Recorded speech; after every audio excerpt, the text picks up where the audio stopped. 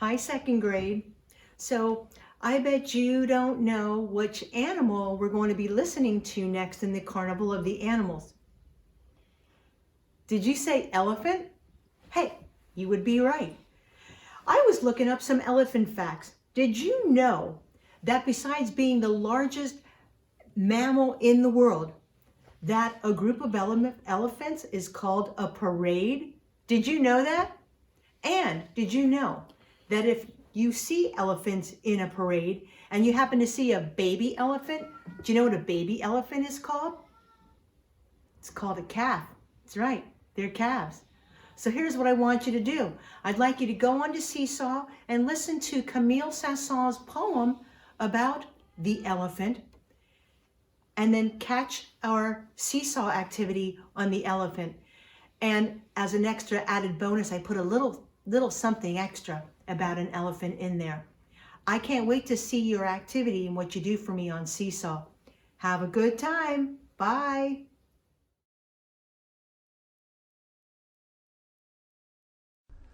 Elephants. An elephant never forgets to remember the things he remembers to never forget.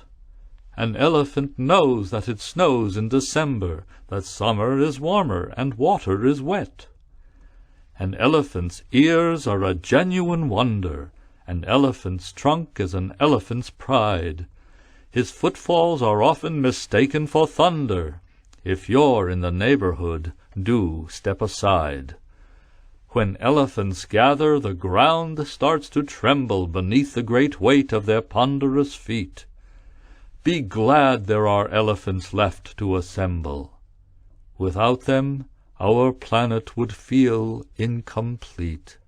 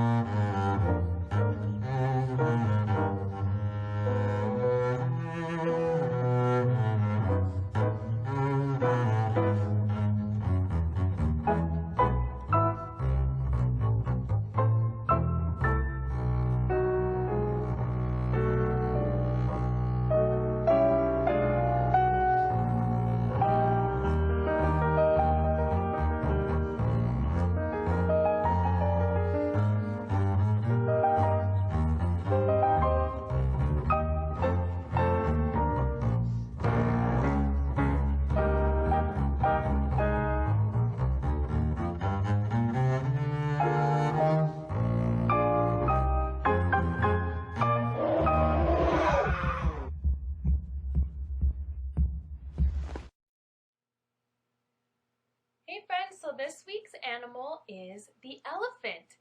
And this particular song from Carnival of the Animals is played on the string instrument called the bass. And this instrument is a very large instrument. In fact, if I had one here with me, it would actually stand taller than I am. And typically people have to stand to play them. Now, we're going to do an activity with this song using some string. I grabbed a ball of yarn that I had and cut off a piece of string from it. But if you don't have yarn, you could also use something like a shoelace. It doesn't make as good of a sound, but it will work for our activity. So what I want you to do, and you can do this sitting or standing. I'm going to do it sitting just because it's a little bit easier for me to do the video. But you can stand too. And what you need to do is put your foot on the one end of the string, so it needs to be a little bit longer, and hold the other end with your hand kind of tight. Okay, that's important, otherwise it won't make as good of a sound.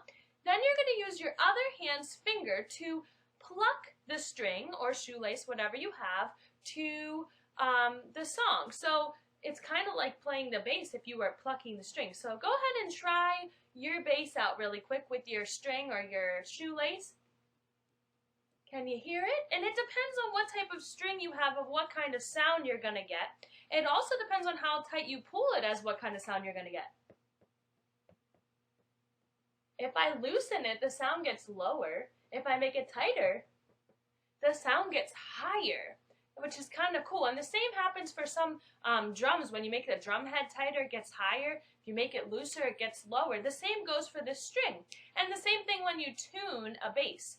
So what we're going to do is we're going to play our string bass to the elephant.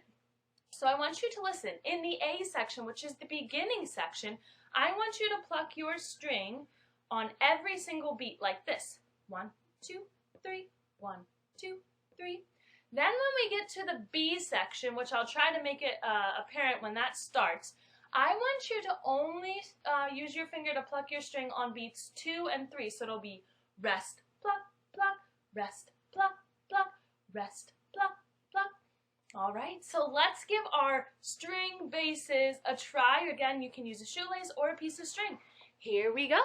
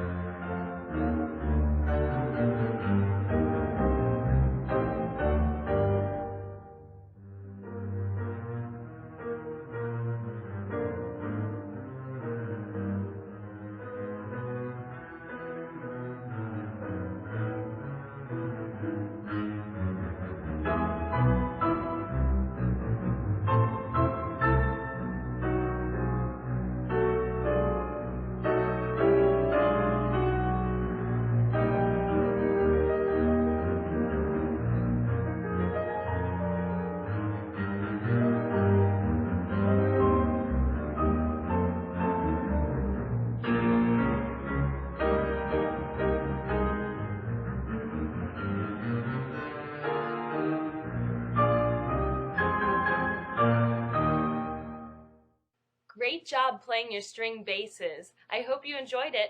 Head on over to Seesaw to check out our activity for this week.